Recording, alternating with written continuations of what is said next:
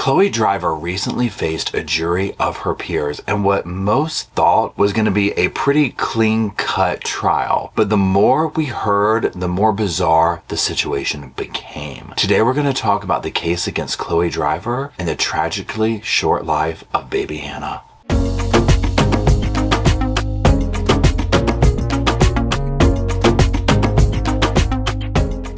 Hello Sofa Squad and welcome back to the sofa. Sofa's back there.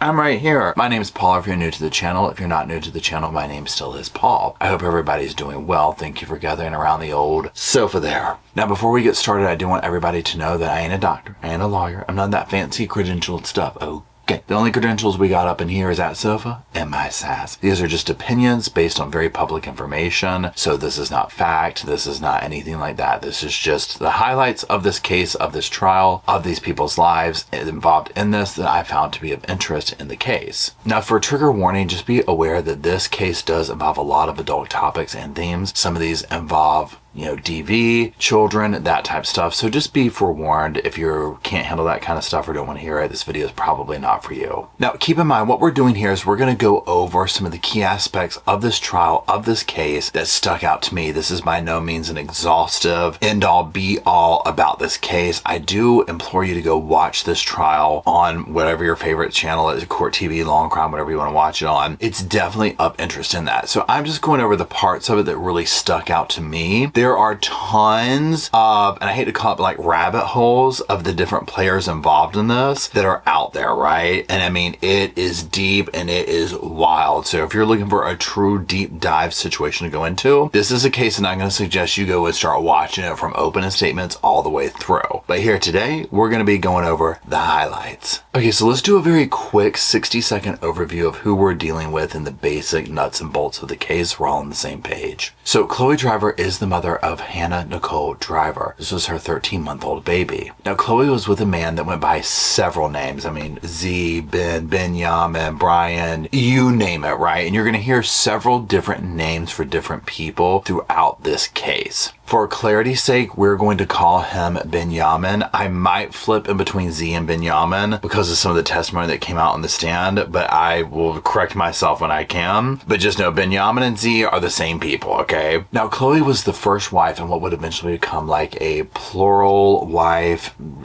sister wife kind of a situation with this guy, Benyamin. Now, one day, Chloe and this group, they're traveling, they're staying at a friend's house in Georgia, getting ready to head out, like everything was allegedly normal, and we're going to air quote normal. And Chloe would take her daughter Hannah into a room where she would stab Hannah to death, and Chloe would also inflict stab wounds on herself, causing herself not to be able to talk and whatnot. Obviously, Chloe lived. She's here to stand trial, but obviously, unfortunately, the baby did not make it. Chloe would try to go up with a plea of insanity, not guilty by reason of insanity in this case. One of the things in this trial that made it, not only tragic, but also interesting from a legal standpoint was the motivation, and we'll go over some of that in just a moment. But the more information that came out, the way this was framed in the media and whatnot, which was, she did this to get closer to the cult leader and this, that, and the other. But as we learned more about the inner workings of this little group, this little family, this little cult, whatever you want to call them, it went left and right, garnering sympathy at times, invoking anger, all around tragic nonetheless at every turn. And so that's one of the things that kind of drew me into this case was just, the headlines of it, and then a lot of the testimony and things that came out in the stand, which we're going to cover those as well in today's video. Okay, so Chloe Driver. Who is she, right? Obviously, she's a defendant, okay? I don't even know a better way to say this, but Chloe was kind of like seemingly this chill, laid-back girl. At one point, she would kind of self-describe herself at one point as like being boy crazy and, kind of a handful and things of this nature. Things seem to be kind of typical, if you would call it that, until Benyamin comes into her life, okay? And this is when things seem to really just intensify with her behavior and whatnot. Now, Chloe does get married to Benyamin. Again, this is, they have the little baby together and whatnot. Now, other people would be involved in this. Obviously, the other wives that came along, and then other kind of, I don't know what you would call them, friends or acquaintances. I'm mostly speaking about a guy named Jason who we'll go over and talk about. They seem to operate in this very kind of bohemian, off-grid liquid alternative medicine. We drink our own urine, you know, obscure kind of anti-society type stuff, okay? And I do want to say in this, before we get into it, that, you know, this is not a diss towards anyone's personal lifestyle choices. Everyone has different beliefs. Everybody does their own thing. You know, my belief system is, as long as there's consenting adults engaging in behavior that's not harming anybody else and it's behind closed doors, that's your business, right? If you want to drink your urine or whatever, hey, go for it, boo, okay? You know what I'm saying? It's when people become victims of these situations, and especially children, that I take issue with, because we are going to be talking about some of these, you know, what I call just alternative beliefs, right? Like counterculture type stuff. So I don't want to differentiate that with me, you know, the belief of, oh, I'm talking down about that, or blah. You know, no, you do you, boo. But specifically with this group, the more testimony that came out and that we heard, I was like, I'm not really sure everybody's really consenting in this scenario, okay? A lot of manipulation seems to have gone on. So I just want to get that out of the way before we get too much further. Now, like I said, you're going to hear a variety of names that center around this group, okay? I'm just going to read a few off here. You're going to hear Chloe, Brian, Benyamin, Jason, Jennifer, Hannah. Each of them had different names they went by, but we'll let Jason talk about that once we get to his time on the stand, okay? Okay, so let's just jump right into the trial, okay, and kind of break it down a little bit by little bit, okay? So let's go over just the basics of it, right? So the victim is Hannah Nicole Driver, 13 months old, right? Then when did this happen? Around 2:30 p.m., December 8th, 2020. Where did this happen?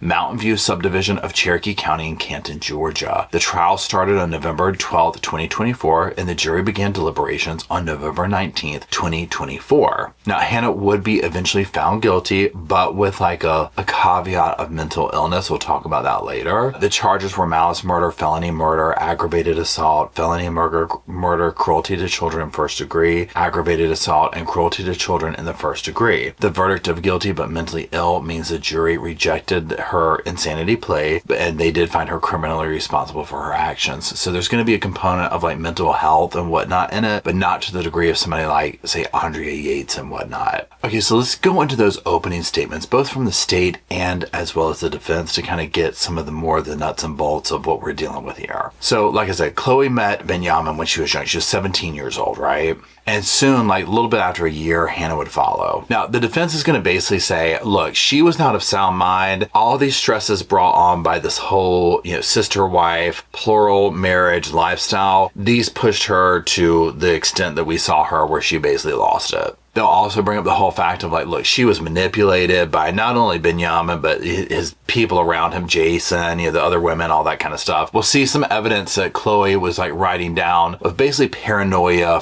about the other people in the group trying to get her and whatnot. So this is going to be the basis of that. Now, here's the thing. The state's like, yeah, no, not exactly. There's another way to look at this. So the Chief Assistant District Attorney, Katie Grope, would have this to say. She was like, yeah, totally. Chloe was definitely part of this whole little sister wife thing, whatever. I'm not denying that. But she didn't take her baby's life out of like a mental health situation. She did it trying to get closer to Benyamin, like to get him back all to herself. And the state would have some pretty decent evidence to back that stuff up that we'll get into. And so at the end of the day, you know, the defense is basically like, look, it's coming down to this. You, the jury, have to decide this. You know, was my client, Miss Chloe Driver, of sound mind when she did this? Like, did she know what she was doing? Yes or no? Now, obviously, with charges like this, with, you know, statements like, you know, insanity and this kind of stuff, we're going to hear from a lot of psychiatrists, which their time on the stand would bring out a lot of the pertinent information about the case. So let's go over some overviews of what they had to say. So we're going to first take a look at what Dr. Asif Shadari had to say about Chloe, about his time talking to her after the incident. So some of the key parts of his testimony were that, you know, she had this huge, overwhelming feeling that the only way to get out of this relationship with the situation was to end baby Hannah's life. She also felt like Z/Benyamin had essentially just like gathered this group, like collected people, if you will, and started this whole little thing, and that all these people were essentially ganging up on her. It was very paranoid sounding, her train of thought. Now, she would also make allegations of being abused in different ways and forms, like physically, forced upon treatments and therapies, dark therapy, this, that, and the other, when she would not comply with the group. Now, when she did go in for treatment, they didn't find any kind of like drugs or illicit things in her system. And we would also hear from Jason's time on the stand, which we'll go over some of that. This was an acquaintance of the group who, like a hanger-on, I guess you could say, that wanted to be like Benyamin and whatnot. Again, I did a deep dive video on his testimony alone, but we'll hear him say where it's like, no, we live like this really all natural. We even quit doing the CBD stuff, right? We quit doing the CBD stuff. Like he just had like this mentality of we don't put those substances in our body, because a lot of the stuff that you're going to hear, you're just like, oh, yeah, what were they smoking? Because this reeks of that, okay? But nothing was in her system. Now, another central part of this that the doctors would bring out, especially this doctor, was the dynamic of control. So the men, and especially Z/Benyamin, he was like the main leader, I guess you could say. Chloe couldn't have a car, a license, no working, any of this kind of stuff. Benyamin, and I did not hear this from his mouth, but Jason had these belief systems, and Jason idolized Benyamin, it seems. But this very traditional sense of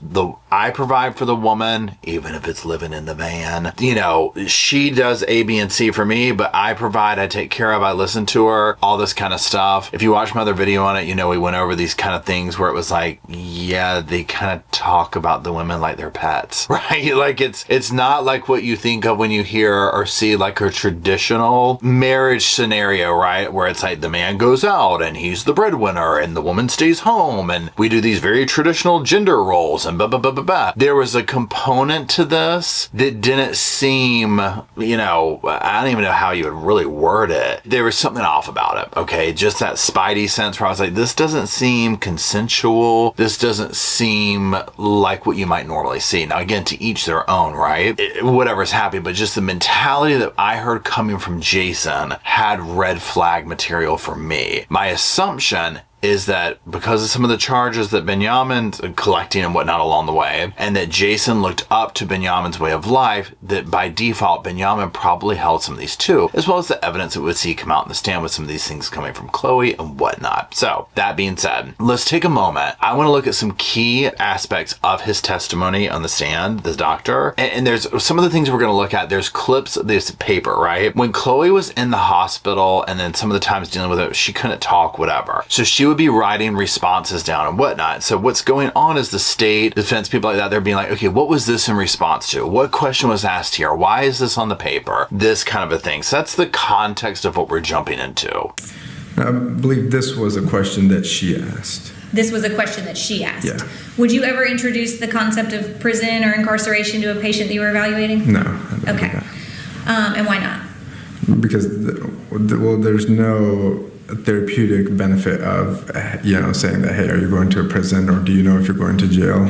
It's more of us deciding what the safest place for the patient to be. And if, say, for example, jail or anything like this wasn't in question, we'd be looking at either inpatient hospitalization if a patient is acutely, in danger to themselves or others there. So we don't ever introduce, if they're discussing jail or things like that, there's no therapeutic benefit there. Now, what he's talking about in this clip is the comment that she made about asking about prison time or jail time or whatever. Now, the state would use this for obvious reasons. If somebody knows right from wrong, what they did, why are they going to be talking about how am I going away for how long and all that kind of stuff? And there's a clear point to that, right? Let's look at this next clip. Don't believe so bad, I don't know. Okay. Yeah.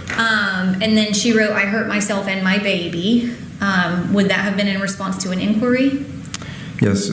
Sometimes we ask, like, do you know what brought you into the hospital? So that may be in relation to that. Now, again, just more on that. They're bringing out this stuff in here. I hurt myself and my baby. Again, if you're trying to say insanity, that type of stuff, that's not good. Now, on that same note, and again, I'll repeat this now, I'm not a therapist, a doctor, any of that type of stuff, so this is just my opinion filtered through the cases that we followed over the years and whatnot. So if you look at someone like Andrea Yates, now if you follow me for a while, you'll know she's kind of like somebody I hold up in this realm of like an example of when we look at cases by insanity, of all the warning signs that were there and were ignored by the people around her, and the end result, the tragic result, as we know, right? Now, Andrea very quickly called the cop. She did what she did, called up, this is what I did. So by Chloe acknowledging I hurt myself and my baby alone is not a red flag for me, right? It does show an awareness of, oh my goodness, like I hurt them, okay? However, that alone doesn't seal the deal for me, okay? Now, in context with other stuff, it's not a good look, right? Because there's a lot of other stuff in these letters that do show an absolute awareness of,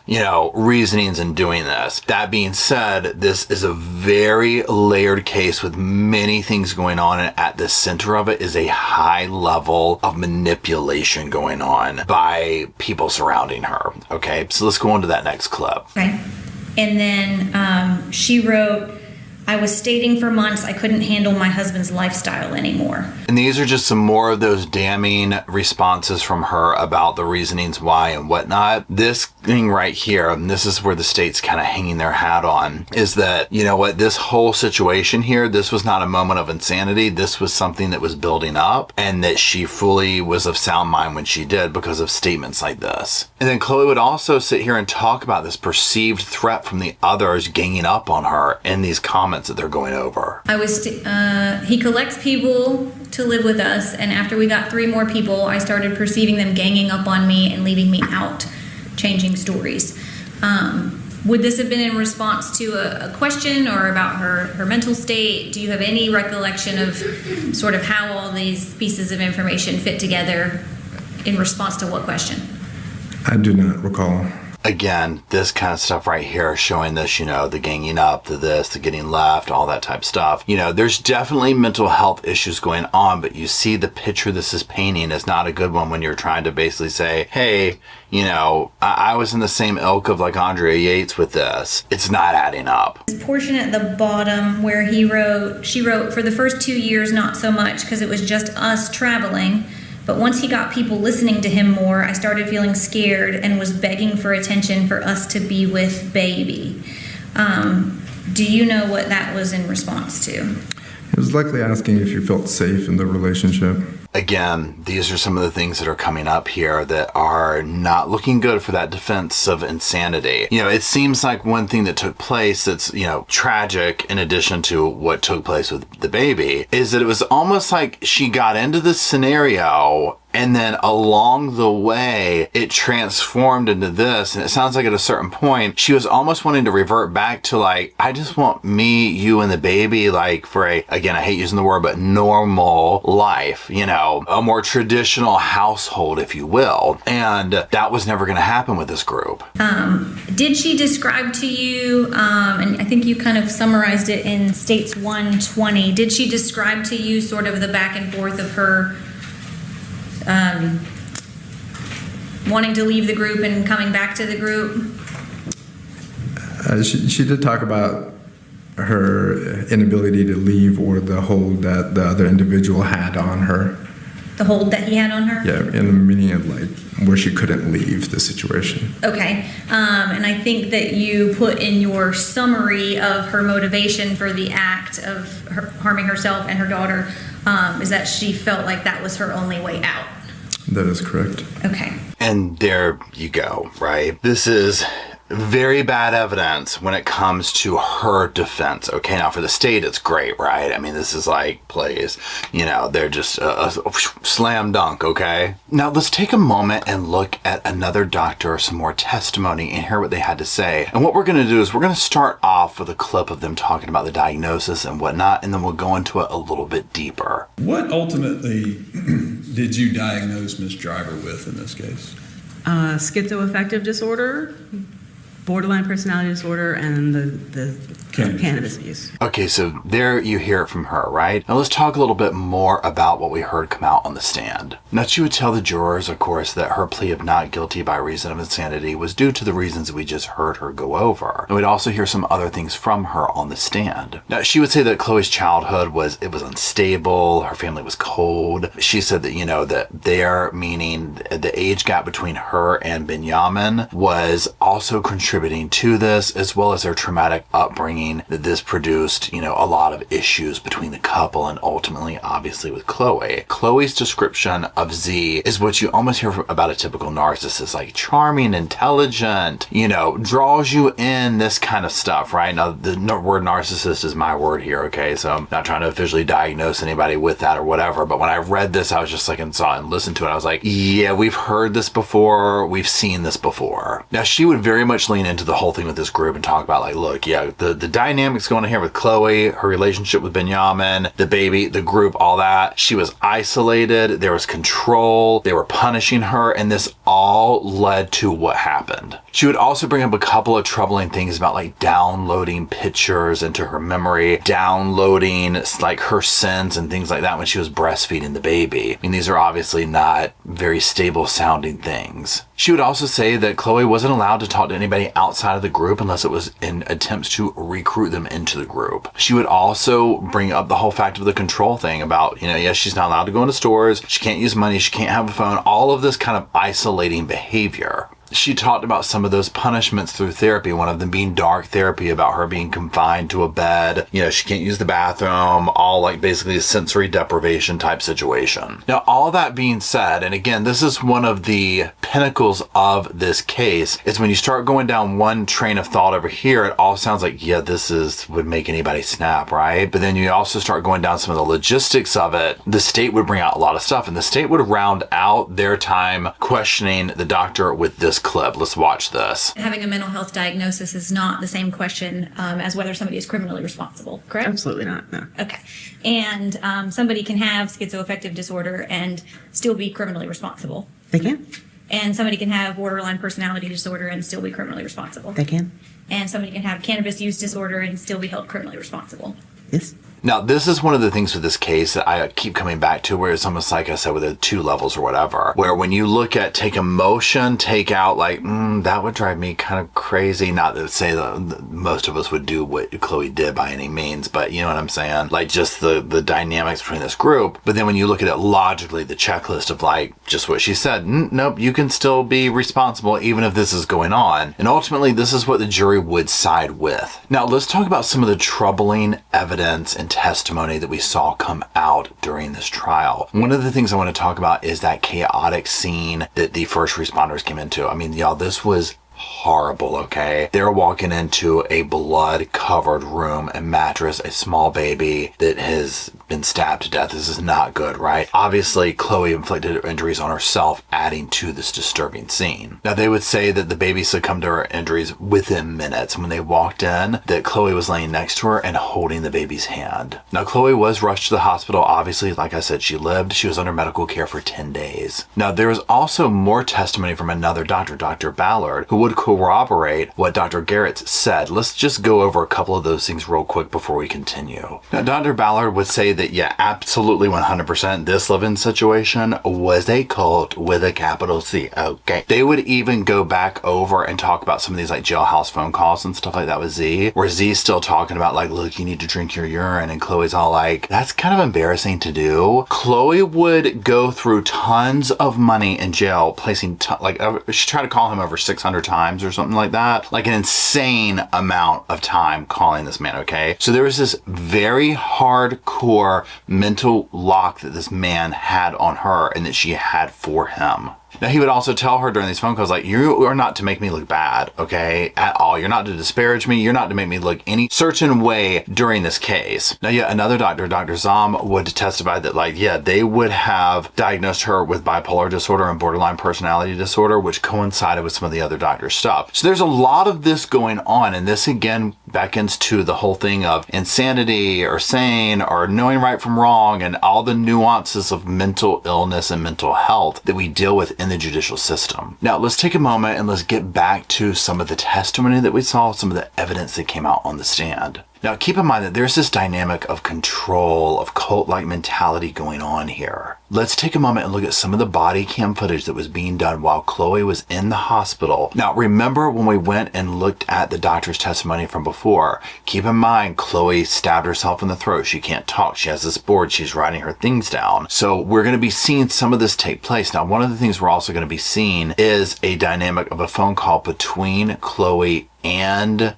Z with like a person on the phone doing the go-between. You'll see what I'm talking about, and they'll match it with the notes up here at the top. We'll just go through this for a little bit and really kind of break this down. Now, if you're watching on like a TV or something like that, this might be a headphone moment because some of this is hard to understand with the way the audio was. I mean, you know how the body cam stuff is.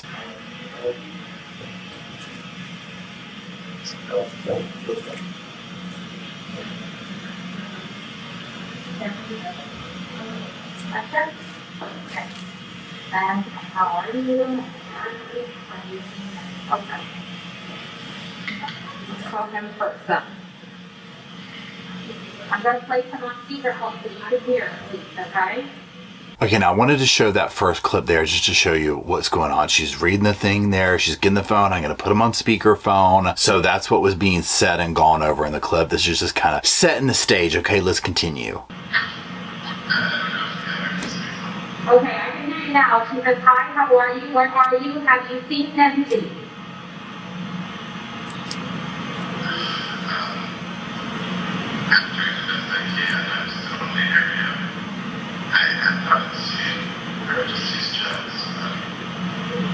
Okay. You don't want to ask something else? She's crying. Do you want to say anything to her?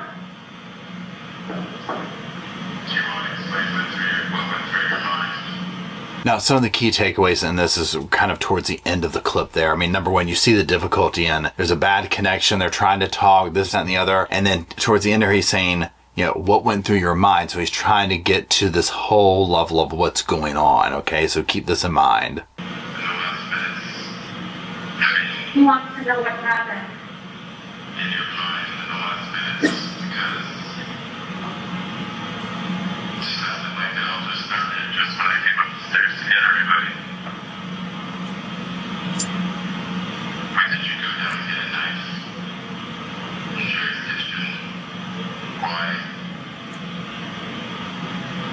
Okay, she says, I felt safest. Oh, it felt safest. Then I felt horrible. It felt safest. Then I felt horrible. I went because I had no choice. In the beginning of it, if you didn't hear, yeah, he's saying about like what happened. You know, I went downstairs. Remember, they're at a friend's house and they're kind of getting ready to go, right? Like they were doing all this stuff, and then this just took place. Okay, so she had gone and gotten a knife, and so this is where he's like, "Well, when did you go do? Why did you go do this, or whatever?" And she's saying it felt safest. Then I felt horrible. I went because I had no choice. So remember, Chloe's kind of coming from the standpoint of being forced into these things. She didn't have a choice to do this, going against her will, this type narrative, and you know, and also being allegedly paranoid of the group. You hear me? Yeah. So you went to get toys and you returned with a knife. So you went to get toys and you returned with a knife? No. I went to get a knife. Because you had no choice. Because you had no choice. No choice. No choice. I heard the word T-O-Y-S, toys. No, she said choice. C-H-O-I-C-E. Can she hear me still on speaker? Yeah, you're on speaker. She can hear you. You always have a choice, and your choices did this. You always have a choice. I don't know why you felt like you had no choice. Why did you feel like you had no choice? She says, I couldn't handle being with the group anymore.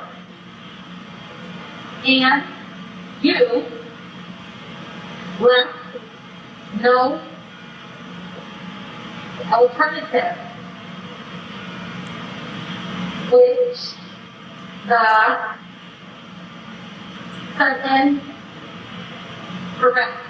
Now, one thing to keep in mind with this clip here is when we get to Jason's testimony, which we'll watch here in a few minutes, is this whole thing of you just heard her say, like, I didn't have a choice. I went to do this. I couldn't take being with the group, this, that, and the other. Now, again, there's two versions of this, right? Because as you can see, these are coming from, you know, I mean, obviously she's not talking, but you know what I'm saying? She's writing this down. So she's showing these active choices that she made. So there's that. But then you hear Benyamin, your choice led you here. You always had a choice. The guys seem to paint this like, no, everybody has a choice. And this is where it gets slippery with these cults, because there's usually this high level of manipulation going on somewhere that's like no, you can make your own decision. Now, a consequence of that decision could be that your family will never speak to you again, will take your children, will take all your money and throw you out in the street. But no, that's your choice. So what do you want to do with that? You see what I'm saying? So it's like, yeah, you do, but it's, you know, there's a caveat. I hate using that word, you know, but there's that. Now, also keep in mind, so you're hearing him talk here, right? Keep this in mind when we get to Jason's testimony. The similarities of this, even like just their diction and the way they speak. But let's continue with this for now. What threat did you make to her?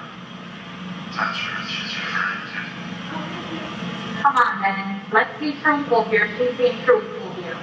Okay, now, did you hear that? She says to one on the phone, what threats did you make to her? I don't know what she's talking about. And the woman says, let's be truthful. She's being truthful to you. This is what I'm talking about. We're going to hear from a Good Samaritan on the stand here shortly who had an interaction with these men and with Chloe. And you'll see a real version of probably what was going on in that house. Ask her what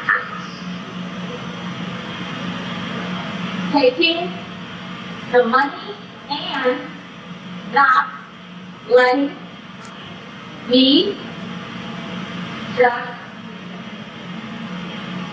buy land and be with her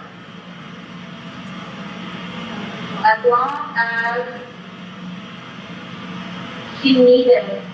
Now, one thing about money when it comes to this group is they were pretty tricky. Now, this was during the COVID era, if you will, right? And one of the things that the group did is it seems that the men got the women to do this, meaning Benyamin, and I'm not sure about Jason, but Benyamin for sure, had all the women apply for those PPP loans, right? Chloe was the only one who got it. Okay, I think it was like 60 grand, something like that. There is documented evidence of like all these phone calls between her and her mother. They'll play them at some point in the trial. I don't think I put it in here, of Chloe getting in an argument, trying to get this money, trying to get from jail. You know, this is my money, but. Now, granted, this is stolen money, basically. Most likely trying to get it to put money on her phone card to call Benyamin, okay? So even though we're seeing this where she's kind of, air quotes, speaking out right now, there was still a huge attachment to this man that she seemed to have, even through all of this, okay? So this with her talking about taking the money and whatnot, you know, the opinion that the men seem to have of women, which is definitely a woman is lesser than, at least the way Jason speaks,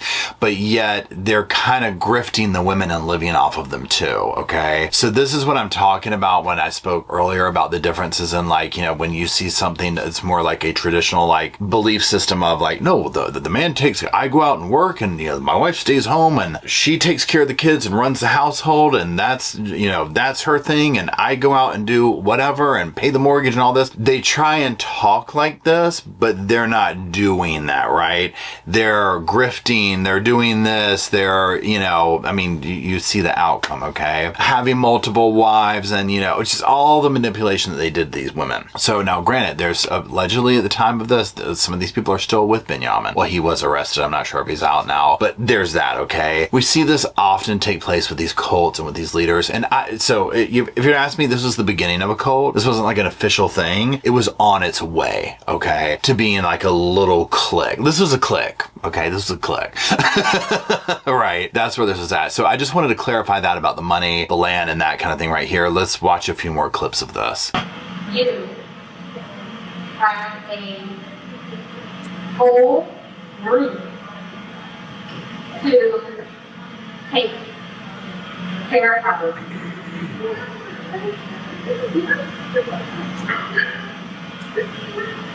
And blame me for all the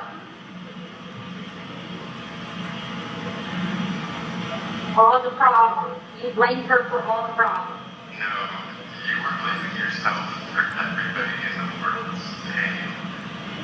You were saying that you control everybody. You were blaming yourself for everything. Let's be constructive here.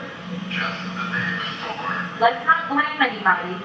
I really like the way this woman is advocating for Chloe, even though Chloe's done a horrible act. Again, this is a case where multiple things are happening at one time. There's a horrible act by Chloe in this, and there's horrible behavior toward Chloe in this.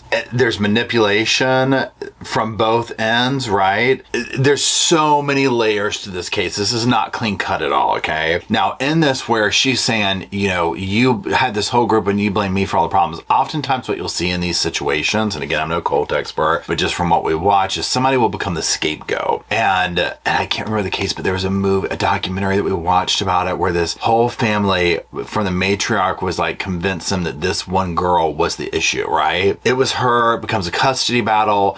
This girl is the scapegoat. And this is a vibe that I got from this. Even though Jason and whatnot will get up there and talk about like, no, we were totally cool with her. They could do whatever. Evidence doesn't really show that, right? When you get down to it. And again, just listening to the way he talks, and I used this analogy before and I'll try and summon it back up again. But one thing that this reminds me of is like, imagine two siblings in the backseat of a car on a road trip and one keeps touching the other's shoulder until like finally the one is like, stop touching me. And then they blow up and the one sibling's like, why are you getting so mad? Well, you're the problem. I just simply touched your shoulder. I didn't mean to. What's wrong with you that you're so upset? See what I mean? Like, that's what this gives off to me, is someone being pushed to a snapping point. When you look at the progression of photos from Chloe, all the way down to when she was in court, she gave off a troubled vibe. And the only way I know to describe it, and again, this is from a non-professional point of view, and this is not judgmental, but it's just an observation. Okay, in these cases that we watch, now I think we can all mostly agree, right? That when we are talking about the likes of Susan Smith, Lori Vallow, people that you know are not well, but there's like a level of evilness to it, versus someone like Andrea Yates. People like this where you look at them, you're like, Jodi Arias was another one I was going to lump in the first group. Obviously, these people did horrible things. There's something not right with them on that level. But secondarily to that, people who there's something unwell about the person, right? Chloe, to me, gives off that vibe when you look at her as a very unwell, troubled person. Now, does this mean that in my world, I'm like, I don't hold her accountable for what she did? No, because I do think that there's enough evidence to show that, yes, if you remove a bunch of stuff from it and just tick the boxes off, unfortunately for her, depending on how you view it, she's hitting all the marks of you knew what you were doing. You know what I'm saying? Like, it is what it is, right? And so for the jury to come to the verdict, there's that, but we'll talk more about that in the end. But, you know, that's one level of sympathy that I have for her on a different level when I take away the dynamic of what she did to the child. And I just listen to the testimony, and then like, not testimony, but like this coming from Benyamin of what I'm imagining life was probably like, okay? Now, on the other side of that argument is she could have left. Right? She could have gone back home. The family was trying to get her back home. You know, she had money, she had this, she had that. She could have done certain things. Again, there were some caveats to them. But again, this is where this is a very multi-layered situation. Yes, you constantly told me. Just the day before, that whole deep teaching that came out just before we left. They said the moral was, Jason said the moral was, remember who you are. So what deep teaching was that? It's not your fault. Why do you think? I said the moral is, it's not your fault. Except everybody treated me like it was. I only existed if I moved first. Okay. So here you see they're not going to get anywhere. Now, at the end of the day, too, a situation like this pops off. Do you think Benyamin or Jason or any of these people want to take any kind of accountability for this? Yeah, we probably pushed her too far. Yeah, we made them do this. Please, right? They're not going to do that, okay? They're going to CYA on this, right? Like, completely, okay? So I don't expect much less to come from it, but also present here is just that condescending tone, okay? That was so present in so much of this case, specifically from a person we're getting ready to hear from. Now, next, what we're going to review is some of the most unhinged testimony that I've seen in a while, and if you follow me for a while, then you know that that says a lot, okay? This is in some of my top lists right here, okay? And that is going to be the testimony of Jason. Now, he's going to get up here and basically give an insider viewpoint of the belief systems of this group. It was the closest thing we're probably going to have to Benyamin on the stand, okay? Now, I did a deep dive onto his testimony in another video, so if you want to go really deep into it, there's that. We're going to just skim over a few of the key components here that I felt stood out to illustrate the belief systems coming down from the males in this group, okay? This group of whatever you want to call it. And again, to kind of illustrate what I'm imagining Benyamin was teaching as well, since Jason seems to look up to him so much. You know Benyamin Ben Michael. I call him Z. Okay. And I call Chloe, Alexis Driver, Kawani. Those are the names of which they were introduced to me as. Okay. So just to relieve confusion for the court and for the jury, these are the names that I still call these people by. Okay. So I just want to make that very clear so there's no confusion. And maybe I just want to make that very clear. So Z, I met Z in April of 2020 through an associate. And we met because of an interest in trust law and using trusts to legally incorporate yourself to minimize risk of obstruction by the government, like in the forms of taxes and being able to hold your properties and assets in a trust and making them safer. And there's a whole lot to that. So, I mean, how much would you like for me to talk about that? That's just the nature of how I met him. Okay. Let me take my blood pressure medicine. I swear.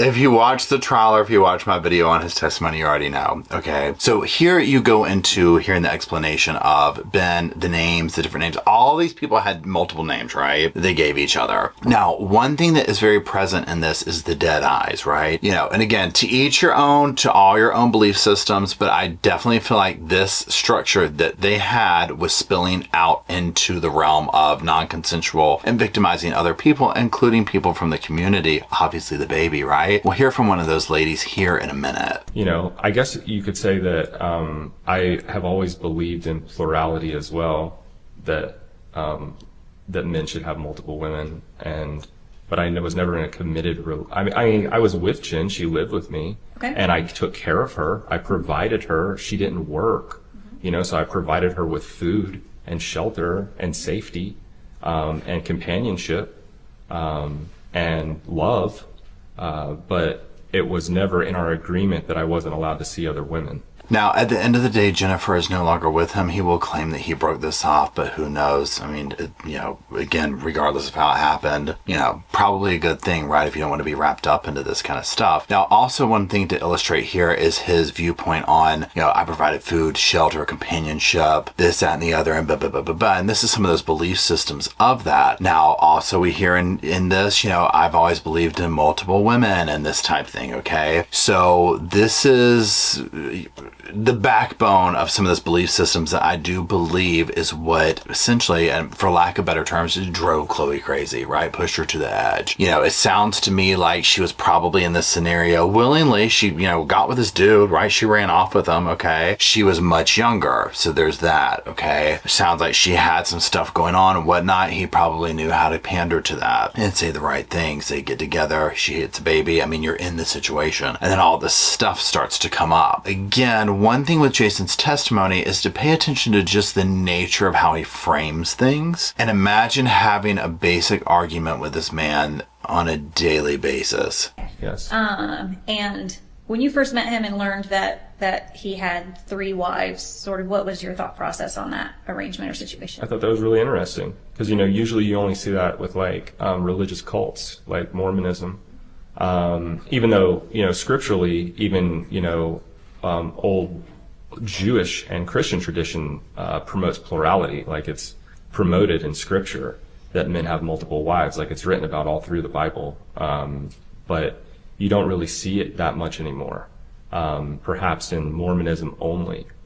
And I had spoken with Z extensively about what was happening with his his wives in this situation, and I found it pretty interesting because he was providing care, all of the things that a man is supposed to provide for a woman. Like I said, and it was kind of like something that I was interested in because, like I said with Jen, I provided Jen with food, a place to shelter. She didn't work. I provided her with companionship and love, and I listened to her and I was affectionate towards her, even though I was never in a committed relationship.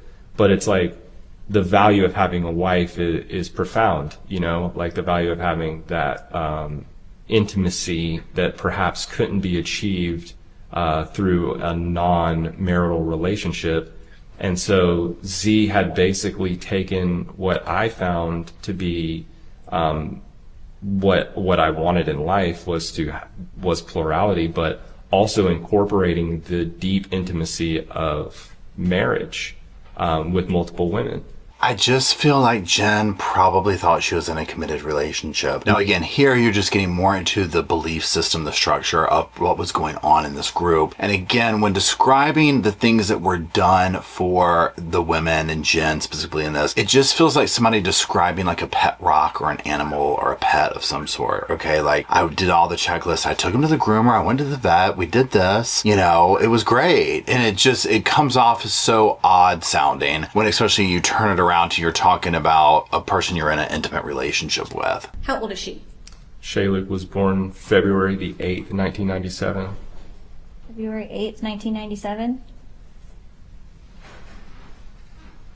How do you know all these women's birthdays? Is that something that's I have a important? partially photogenic memory. Okay. Would that be information that you seek out about people that you care about, or No, that you... I don't even try to remember. Okay, you just remember it? Okay. Yeah. That's the nature of my mind. Photogenic. Gotcha. Now, one of the reasons I wanted to put this clip up here was the photogenic memory thing. This gentleman, Jason, whatever you want to call him, he knows all of this very private, very pertinent information about these people off the drop of a hat, birthdays, socials, whatever, right? And this is one of the things that are concerning about this when you start going down the, left lane of control and this type stuff, and you can't have a driver's license and this, that, and the other. Being able to reel off somebody's private information like that is one thing if it's your spouse, but when it's used in nefarious ways, and one of the things that I feel like is a nefarious way is like, okay, you're going to be all applying for PPP loans and you're going to be doing this, and you're going to be doing that, is very concerning. We saw another case like this, Sarah Boone, George Torres, where she controlled his passport, his private stuff, and viewed it as like, well, I paid for it, so it's mine, even though it was his identity papers, right? Birth certificates, stuff like that. This is where it gets concerning in the realm of control. Let's continue. Were there sort of healing practices or things that you all did for your bodies that were not traditional? I mean, like what? Like drinking your own urine? Sure. Okay. I've been drinking my urine daily for 4 years. Okay. And can you tell me, like, obviously that's not traditional in a broad... Well, it was in the past when people understood their bodies. Okay. Now we've become so deranged and deluded and essentially live in a psychotic society of mental illness and addiction to pharmaceuticals and alcohol and toxic food that we have become so diluted and separate from what it means to be healthy on the deepest and most fundamental cellular levels that we would, describe an attempt to achieve homeostasis in the body. Mm-hmm.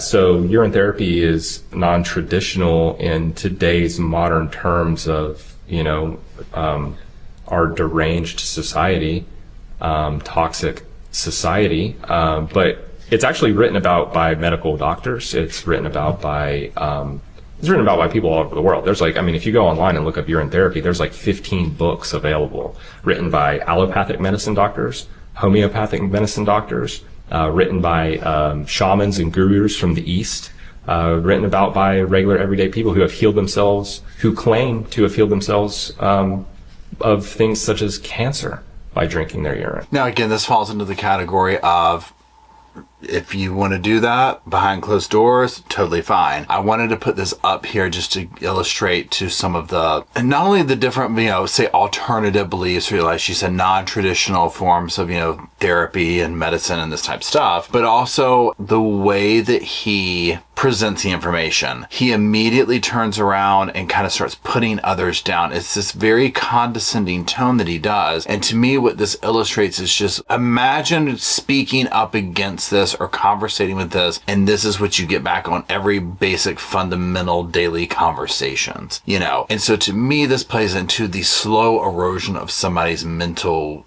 psyche, if you will, right? If you started to go against this or didn't believe in it, it's like you would be worn down with this. And like, no, well, here's all this information. I've looked up into this, blah, blah, blah. Whether you're down with it or not, right? It's just, one of those things. Now, remember back to Chloe talking about on the phone call where Z's wanted her to drink her urine. And it's like, this guy's in jail too, right? And he's, I assume, drinking his urine. I'm not sure if how that goes over with his cellmates and whatnot, or if they even know he's doing it. I don't know. I don't know any kind of scientific thing behind whether that works or not. I'm not going to sit here and I don't know, right? It's not something that I'm personally doing, okay? But again, if somebody wants to drink straight from the tap to cure cancer, you do you, boo, okay? That's whatever the case is. But again, it's just the nature of the way this information is presented that I do find concerning in a controlling, manipulative way. As I was raised in my household, and I know that this culture and society in the modern world has deviated a long way from traditional practice, but my father is the head of my house growing up, not my mother. Okay. We lived in a house where my dad set a standard, and that's what we lived by, and my mom was a wife, her dad, it's a patriarchal household. So and my mom was never oppressed, just like these girls were never oppressed. So you subscribed in that way to more traditional gender roles? Yeah, more traditional gender roles where the man is the head of the household. Okay. Absolutely. Now, he will go on to talk about how men are better decision makers, this, that, and the other, and whatnot. Again, if everybody's on board with that in their household, then that's fine, okay? However, I don't think that was probably the case 100% in this scenario. Also, it gives me concern of the level of care that was actually going on. Now, on that note, the high and mighty kind of conversation that we have here, there's also other concerns here. Now, Jason had tons of charges against him, okay? Now, on the screen, you'll see one of the wanted things that came out for him at one point where they were looking for him. He had several interactions here of violent nature and whatnot. He had numerous charges against him, which at the time of this recording, some of them seem to have been dropped, but the stories that came out about him, there was a person who wrote about him, and she did an article in her blog. It's called Redheaded Black Belt, and she outlines a lot of people's experience with him, and it's scary. He seems like a very scary person. A lot of these were involved around, stalking, things of this nature, okay? So this is where, when you start putting the pieces together for extracting someone from the group like Chloe and listening to her story, and then you look at the other context of it, it is concerning. Now, it's not just Jason. Ben has been arrested as well. So you can see up here his little arrest thing right here, fugitive from justice. He, to my knowledge, is still incarcerated. Now, the concerning part of this is the fact that on one hand, it's, they have free will, they have this, they have that. But on the other hand, this evidence of charges and whatnot is showing a very different picture. It's showing a very controlling scenario going on. Again, does this give, Chloe carte blanche? Okay, then, guess what? She just gets to do what she gets to do. No, I'm not saying that at all. But again, as I'll say 100 times in this video, there are multiple layers to the story. And now on that level of multiple layers, you know, context, all that, let's listen to a defense witness, Sandra Torres. She was a Good Samaritan, as you'll see on the screen here from Court TV. And she's going to recount her interaction with Jason, Benyamin, and Chloe. And I think that this paints a clearer picture of how life was really like in this household. Let's hear the things she had to say. Lunch, and I seen these two guys chasing a young girl. So they were right in the middle of the, like on the side of the road. I made a U-turn, came back. I wanted to see if she was okay because, I mean, she was running from them. And then they had got a hold of her and was dragging her back to the apartments that were right there. Okay, was this a pretty busy intersection? Now, I want to pause there to just say this about that. First off, I want to give props to this woman in this day and age where people, you know, and I get it both ways, okay, because people are unhinged these days. We've been trained to just, you keep your head down, you don't say nothing, right? So this woman saw something, she said something, and she did something, okay? My hat's off to her. Okay, this is a brave woman. And when we'll hear what happened to her because of this, I mean, this was a very brave woman. So it is amazing that she saw something going on. Her sixth sense, her gut, whatever, said this is wrong, and she did something about it. Let's continue. Area. It's a 2-lane, so it's very small. Okay. It's busy, usually at first thing in the morning, afternoon, school time, and then in the evenings. But you were just driving down the road on your way to get lunch that day. Yeah, I was just cutting down that little road to go over to the Biltmore area to get lunch. Okay. Is the young lady you saw running that day present, sitting over there? I believe so. I mean, it all happened so fast. Okay. And you said she was being chased by 2 men. Yes. Okay. And you remember what those men looked like, correct? Oh, yes. All right. Can you describe what they looked like? Well, one of them, in my opinion, looks like Marilyn Manson. Okay. And the other one was just a tall, blonde-headed guy. I mean, Which one was chasing Miss Driver? both. Both of them. Yes. Do you recall which one actually physically grabbed her? Well, they both were like on the side of her. Now, again, just I thought that was funny about the Marilyn Manson comment, but again, listen to this. They were both chasing her. They're both doing this. Now, the story gets worse as we go, okay? It continues to get worse. So imagine this. You see a woman, Chloe, and children are going to be involved in this in a minute, running out, men coming out, grabbing her and all this type of stuff. This is not good, okay? No matter how you paint the picture, this is of grave alarm. Like bringing her back because I had pulled over into the apartments there, and she had both of them on the side of her. Based on what you had seen driving down the road, that created some level of concern for you, correct? Yeah, oh yes, because I made a U-turn. Okay, and then you came back and saw them struggling over her? Yes. Okay, and there was still traffic in the area, correct? Yes. All right, do you recall Miss Driver's appearance that day? Like, did you notice any emotions or anything that she was exhibiting? She was very upset. She was yelling at me to help her child, that these people were kidnapping her. And, you know, that's why I stood and waited. And then I called the law, 911. Okay, so you called 911? Yes, I did. Okay, and you... Now, again, you hear this. Chloe's, they're kidnapping me, my baby, this, that, and the other, so on and so forth. One thing an energy that I get from this case and listening to this testimony and whatnot, and like in my mind when I start painting the picture of whatever, is I'm envisioning this going on, and whatever happens, this dissipates, they get her, they get away eventually, whatever, and then things go back to normal. Okay, it's like, okay, well, tomorrow's another day, whatever, right? But it's escalating along the way. And I feel like that's what was going on here. It was building up and building up and building up and building up to this ultimate, like, tragic event that took place. I think you talked about where you moved your vehicle. Yeah, so where I was parked at, I had actually backed up because they were bringing her back towards the apartment. So I just parked in front of this row of cars, Okay. not knowing whose they were. I was just trying to, but I was still in my vehicle at that time. So. And you saw one of them struggling over her, correct? Yeah, both of them, yes, All right. struggling over her. And then she approached my vehicle, and then, what's his name? Benjamin? The dark-headed gentleman is the one that grabbed her again, Okay. right in front of she was standing at my doorway. Okay. And you recall her yelling certain things to you? Yeah, help me. They're trying to kidnap. They got my daughter. Okay. Don't leave me. Call my mom. Okay. Now, we'll hear throughout the trial multiple people, including her mother, where they tried to help and whatnot, but there is this attachment, this magnetic thing. And I would imagine that this is something that's incredibly frustrating for family members of people who get involved in not only full-blown cults, but scenarios like this where whatever you would call this scenario, right? Where they're trying to help and at times the person wants help from it, but it's not working. It's not coming out. They go right back, or they do this, or they do that. You know, this is a very scary scene being described by this Good Samaritan, Sandra. Call my parents, and she tried to give me the phone number. Okay. And you recall that specifically? Yes. Okay.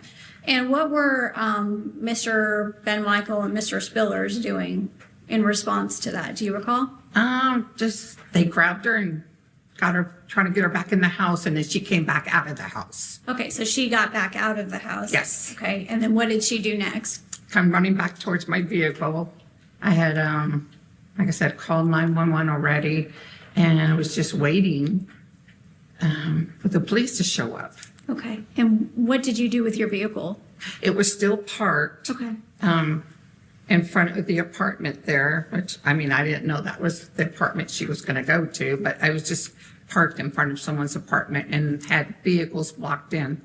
So you saw her being physically taken back into that apartment? Yes. Okay, I actually take it in there. And then Benjamin's the one that yelled and said, she's having a panic attack. Okay. Did you believe? Now, I mean, here's the thing. She's having a panic attack, this, that, and the other. Remember, we heard Benjamin talking to her on the phone, her being Chloe. During that footage, we saw the body cam footage where Chloe couldn't speak. She just responded by writing and whatnot. So you heard that right there. So again, this almost goes both ways. Like, he knows enough to say, oh, she's just having a panic attack. She's just doing this, giving her dark therapy. Like, all this stuff, you can start connecting the dots to what life was probably like behind closed doors at this house. That at that No, time? because I know people that have had panic attacks. She was yelling for help Okay. and to help her child. All right, so you had already called 911. Yes. And you were still waiting for them to come. Yes. All right, and then what happened after she came out of that So apartment? when she came out of the apartment, he come after her, Benjamin, or whatever his name is. So he came after her, grabbed her, and at that point was trying to put her into the vehicle, his vehicle, which I had blocked in, which I didn't know that. And she was fighting him off, yelling, screaming, fighting. And then here come another lady out of the house who had a baby. Okay, and where did that lady go with the baby? She was trying to get in the vehicle as they were trying to put her in the vehicle, and she was trying to grab her baby. So then now they're tug-of-warring with the baby. So I got out of my vehicle at that point. Imagine the scene. Tug-of-warring with the baby, the other woman getting in the car with the baby. This is all sorts of bad, okay? If this is what's spilling out into the public, imagine what's taking place behind closed doors. Let's hear what happened to Sandra next. And what did you do? I went over, stuck my hand in the window, and tried to grab the keys out of the ignition. Did it seem like it was taking forever for law enforcement to show Oh, up? definitely. Okay. Because it's like, okay, where are they? What's going on? Did you get the impression that Ms. Driver in any way, shape, or form wanted to get into that vehicle with No. them? Okay. Was she still yelling at that time? Yes. Okay. Do you recall what she was saying? Just help me. Help my baby. Don't let them take me. Call my parents. All right. And so you tried to keep them from, well, your car had already blocked them in to a degree, correct? Yes. All right. And were you able to get those keys? No. Okay. And so what did Mr. Benmichael do? They got her in the vehicle, the other lady got in the vehicle, and then he was in the driver's seat trying to maneuver the vehicle to get away. Okay. And what happened to you as a result of him trying to do that? So when he was trying to back up a little, back up, he ended up hitting me with his vehicle on my knee. Okay. And you were injured because of that? Or I had a bruise and a cut. And then at that point, he had maneuvered the vehicle enough. He hit the car next to him, which was Peggy's car.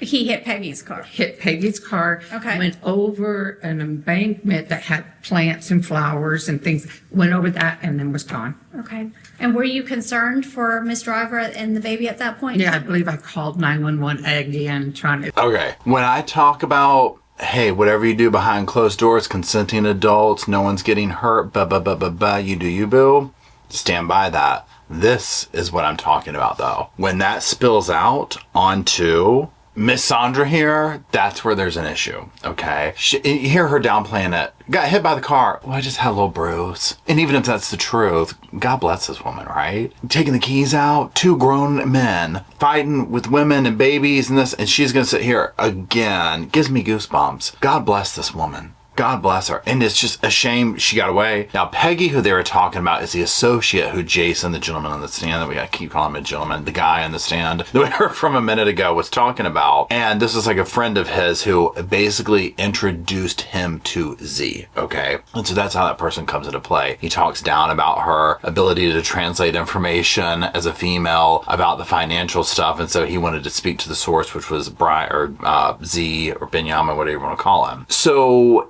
yeah, okay, so this to me illustrates probably what life was really like on a daily basis behind closed doors. Lots of struggles, lots of manipulation, lots of fighting, lots of arguing. Now, even with all this going on, with the psychiatrist, with all this, with this evidence and whatnot, the jury did not go for the insanity defense, okay? She would ultimately be found guilty of these crimes. And let's just review those one more time. So the jury was out for like less than 3 hours, okay? It did not take them long, okay? And they found her guilty. Now, these are the things they would find her guilty of, but with the caveat of mentally ill component. So not insanity, but a mentally ill. These were malice murder, felony murder, aggravated assault, felony murder, cruelty to children in the first degree, aggravated assault, and cruelty to children in the first degree. And now let's just take a look at Chloe when this was handed down to her.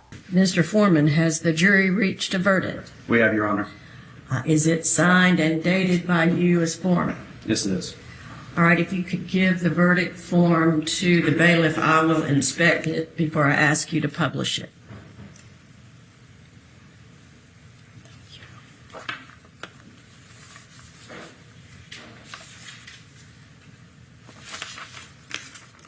You'll give that back to the foreman. Mr. Foreman, if you will stand, Ms. Driver and counsel, if you will stand, if you will read the jury's verdict, please. For each count below, we, the jury, find the defendant, count 1, malice murder, guilty beyond a reasonable doubt, but mentally ill.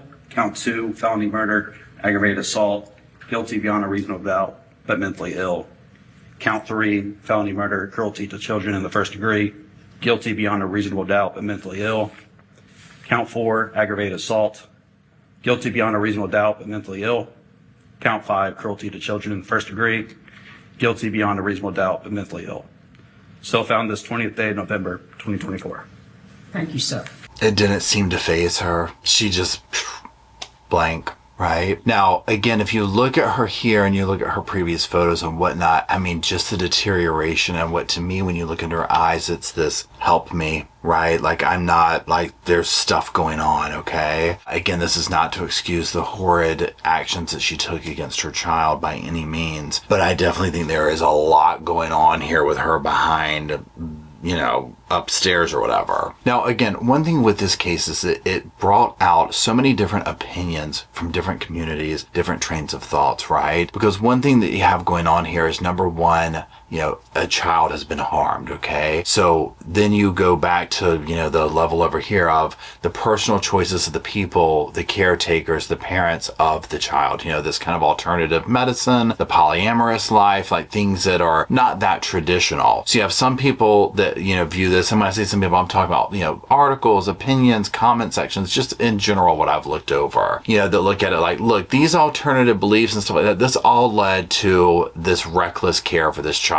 This girl ended up doing this horrible stuff to, this child over, right? Then you have the conversation over here of, okay, look, mental health and the way society treats mental health issues, the lack thereof and whatnot. Now, one thing that I personally felt that was lacking in this, if you hold this up in comparison to, say, Andrea Yates, is like Andrea Yates had this documented evidence of professional doctors seeing her, saying she doesn't need to have kids, like this is going on, all this is present, right? Which this was not the case here, because you also are dealing with people who kind of reject normal medicine, do things on their own, have their own therapies, have their own stuff and whatnot. So it's hard to say, would we have the same documentation or whatever? Now, also, evidence showing, we see Chloe saying, I didn't trust the group. I felt this was the only thing to do. I wanted to get back to just him. I mean, all these things that the state is saying, right? With no real support. On this other side, you sit here and you see Jason get up there and the way they're talking and the way they're living and the Good Samaritan, and you're like, something's not right here. You know what I mean? Like that type thing. But also Chloe's with it enough that it seems she can walk away from this. It seems like almost a self-created situation that took place here, that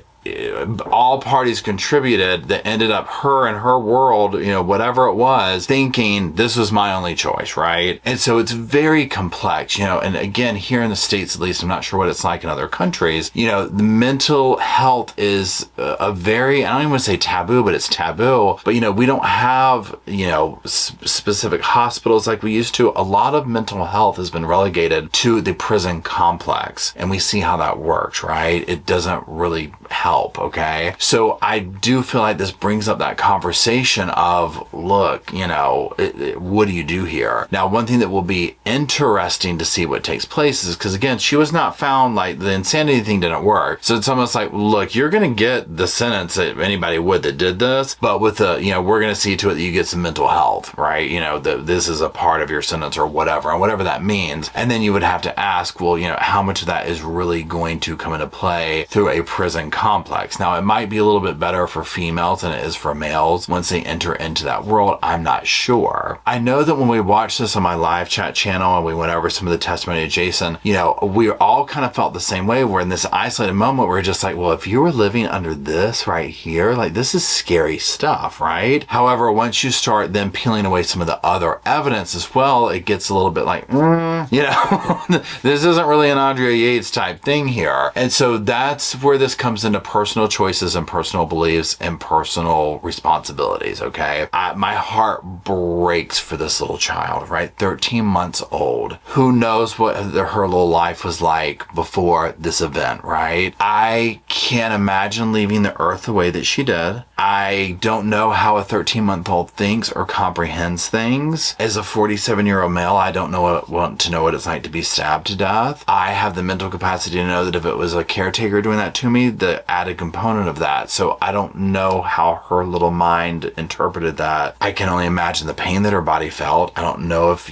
betrayal at that age, but she's certainly probably whatever version of that a little child might understand. I mean, there was that. Her mother stabbed her to death next to her, and the outcome of that. I think that someone like Chloe definitely needs mental health assistance in whatever sentence she gets. I think that needs to be an absolute part of it. I think that needs to be a broader thing brought into the, I don't know what you call it, judicial or the prison complex or incarceration. Rehabilitation is the word I'm looking for. Because a lot of times, depending on what kind of sentence she gets, she could possibly get back out, right? I mean, look at Sarah Boone. If she had taken the deal, she would have gotten out. So I feel like that needs to become a more prominent feature in the rehabilitation process if rehabilitation is necessary. There's a lot of things going on here with that. You know, and just to kind of recap, we saw the psychiatrist get up there and talk about, you know, yeah, we're going to diagnose her with A, B, and C, and this was going on, that was going on. However, she was with it. You know, these weren't enough to throw her into the category of an Andrea Yates of like, yeah, this, you know, she was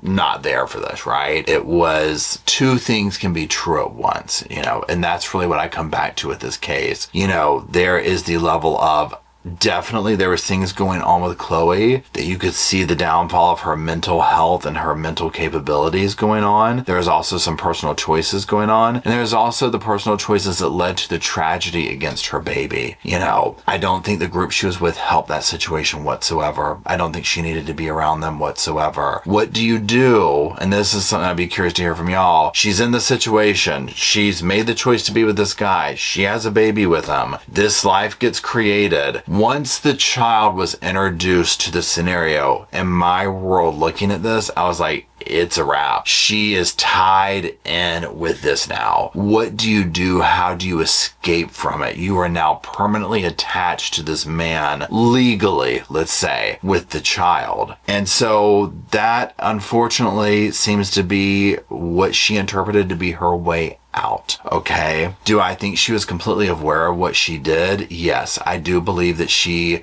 knew right from wrong in the scenario. I do believe that in her world, she was painted into a very particular corner that she justified bizarre, heinous actions as a way to get out. You know, I go both ways with Chloe. My heart and alliance is with baby Hannah, who was the complete, absolute innocent victim in this. She did not ask to be born into this situation. She just was. Obviously, she didn't ask to be killed in the way she was by her own mother. Chloe willingly got into the situation and probably through her own personal issues didn't see the signs, right? This guy's older than her. You see the way they're talking on the stand, their beliefs that like they're very, you know, very manipulative in this. She made a decision to be there. She has the baby. She's stuck. And she, through multiple chances that she could have just said, I'm done, let's go, chose to stay. And that's where it gets cumbersome. You know, she made all the phone calls, over 600 to this guy from jail. That was her dedication with him, and unfortunately it cost her baby's life and hers as well. So I'm curious to see what you think. I know this is kind of a longer video. I appreciate you being here. Again, this was not the end all be all. There's so many layers to this case, y'all. I just mostly wanted to talk about the specific things that stood out to me. This definitely is one that if you're still watching, now I implore you to go watch the whole trial. It was very interesting to hear from multiple perspectives. The crime itself, the psychological aspect, all of it, you know, it's very interesting, the legal aspect, all of it. So I definitely would go watch this one if I were you, if you're into watching trials and that and whatnot. We will be on the lookout for her sentencing. It should be coming up in a couple of days, and we'll speak to that as well when it comes out. So that's it. Let me know what you think. I do appreciate you watching. If you could drop some little sofas off down in the comment section for myself, Rosco and Spirit, Bo and Luke, who have been sleeping so kindly next to me, or not next to me, but over on their little bed over there. And until we meet down in the comment section on the little sofa with my little squad, your little squad, and our little squad,